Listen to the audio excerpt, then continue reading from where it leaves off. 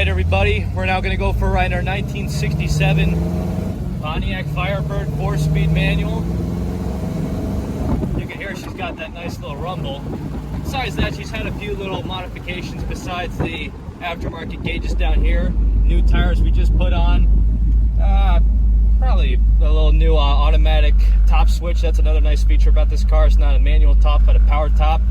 In fact, it's still got it, you can see up there on the hood there, it's got that nice little tack built into the car, and it's still working for its old age. If you're going up here now, we'll show you how good she runs.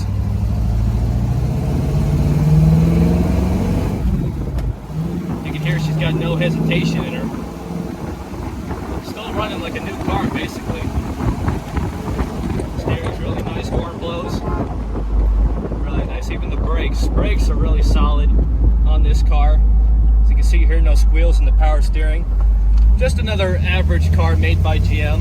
One of the best cars made out there, I should say, for myself.